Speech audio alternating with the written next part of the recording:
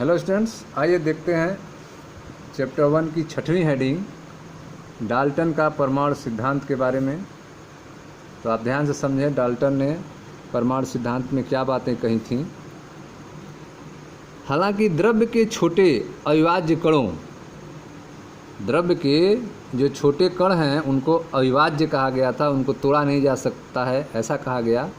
हालांकि द्रव्य के छोटे अविभाज्य कणों जिन्हें एटोमोस अर्थात अविभाज्य कहा जाता था, ठीक है। तो द्रव्य के जो छोटे कण थे उनको तोड़ा नहीं जा सकता है, इसलिए उनको एटोमोस कहा गया।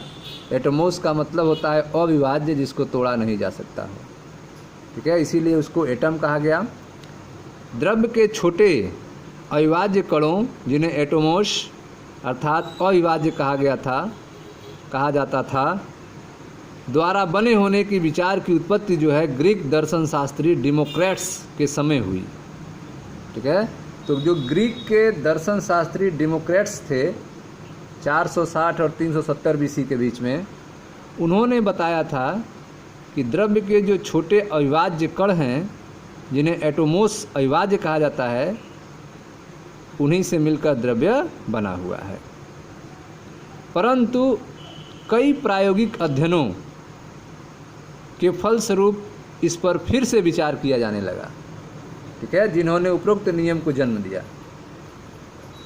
हालांकि द्रव्य के छोटे अविभाज्य कणों जिन्हें एटोमोस अर्थात अविभाज्य कहा जाता था द्वारा बने होने के विचार की उत्पत्ति जो है ग्रीक दर्शन शास्त्री डेमोक्रेट्स के समय हुई, परंतु कई प्रायोगिक अध्ययनों के फलस्वरूप इस पर फिर से विचार किया जाने लगा कि द्रव्य के जो छोटे कण हैं वे अविभाज्य हैं कि नहीं हैं।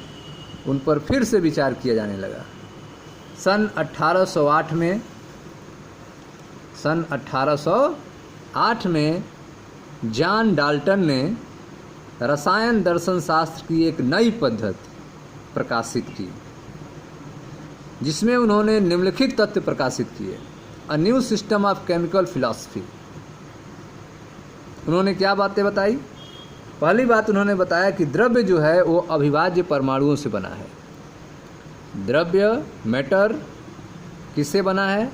तो अविभाज्य परमाणुओं से बना है। दूसरी बात, किसी दिए हुए तत्व के सभी परमाणुओं के एक समान द्रव्यमान सहित एक समान गुणधर्म होते हैं। अगर कोई तत्व दिया गया हो आपको, तो उसमें उस तत्व के जितने भी परमाणु होंगे सबके द्रव्यमान समान होंगे और सबके गुणधर्म समान होंगे।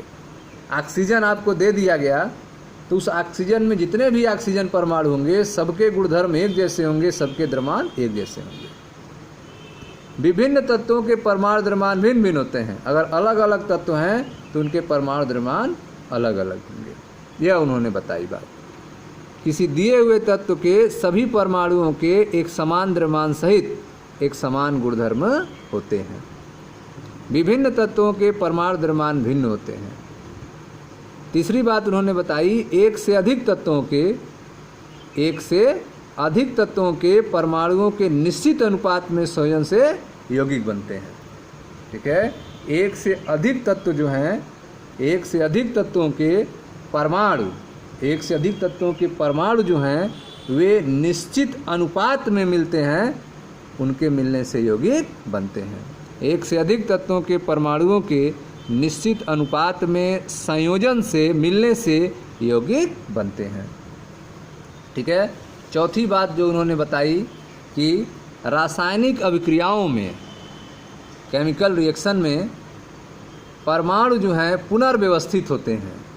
रासायनिक अभिक्रियाओं में परमाणु जो हैं रीअरेंजमेंट होते हैं, पुनर्व्यवस्थित होते हैं। रासायनिक अभिक्रियाओं में न तो उन्हें बनाया जा सकता है और न ही नष्ट किया जा सकता है, ठीक है। रासायनिक अभिक्रियाओं में परमाणु पुनर्व्यवस्थित होते हैं।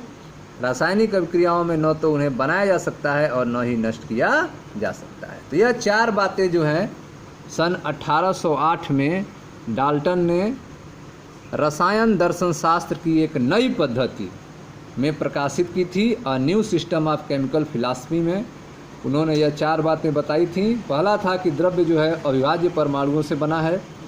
किसी दिए हुए तत्व के सभी परमाणु के एक समान द्रव्यमान सहित एक समान गुणधर्म होते हैं। विभिन्न तत्वों के परमाणु द्रव्यमान भिन्न होते हैं। एक से अधिक तत्वों के परमाणु के निश्चित अनुपात में संयोजन से यौगिक बनते हैं। रासायनिक अभिक्रियाओं में परमाणु पुनर्व्यवस्थित होते हैं और रासायनिक अभिक्रियाओं में न तो उन्हें बनाया जा सकता है और न ही नष्ट किया जा सकता है। ठीक है। डाल्टन के इस सिद्धांत से रासायनिक संयोजन के नियमों की व्याख्या की जा सकी। ठीक है। रासायनिक संयोजन के नियम जो अभी आपने 5 पढ़ा है, लॉ ऑफ केमिकल कॉम्बिनेशन, उन नियमों को डाल्टन के इस सिद्धांत से समझाया जा सका है।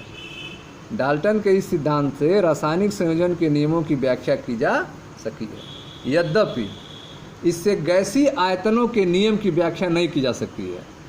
जो गैलुसैक ने गैसीय आयतन का नियम दिया था कि जब रासायनिक अभिक्रिया में गैसें संयुक्त होती हैं या बनती हैं तो उनके आयतन सरल अनुपात में होते हैं, बशर्ते सभी गैसें समान ताप और दाब पर हों। इस नियम की व्याख्या जो है इसके द्वारा नहीं किया जा सका था। ठीक है।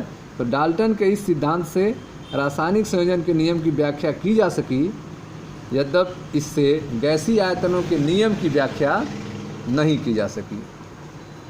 ठीक है। यह परमाणुओं के संयोजन के कारण भी नहीं बता सका।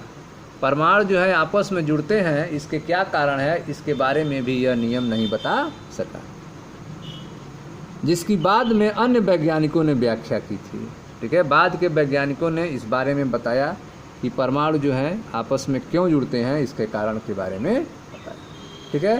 तो यह था डाल्टन का परमाणु सिद्धांत के बारे में। मिलता है नेक्स्ट वीडियो में, जहां हम चर्चा करेंगे परमाणु द्रव्यमान और आणविक द्रव्यमान के बारे में। Thank you.